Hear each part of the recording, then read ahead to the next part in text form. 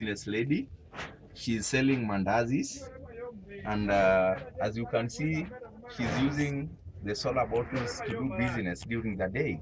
So these are what she's doing. As you can see, this is the mandazi, and during the day she's not using electricity.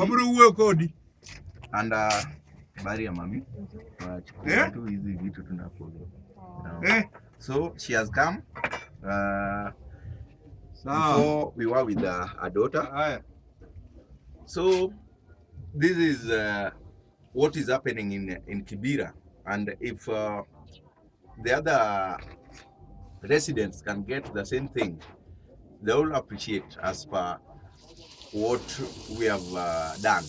Otherwise, mami, unasemaje? Unaonaje hii light? Inakaa mzuri.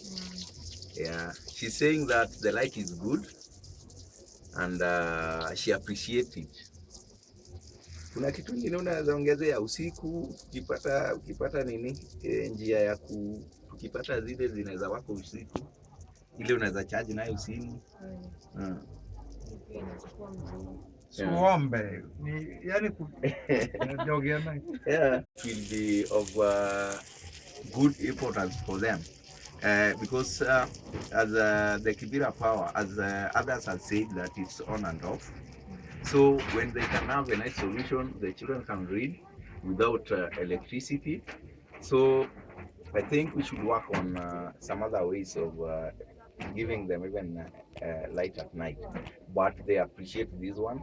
This one is working well and they don't have problem with it. Even now, she's doing business, not using electricity, but everything is okay. Otherwise, thank you, Mama. And,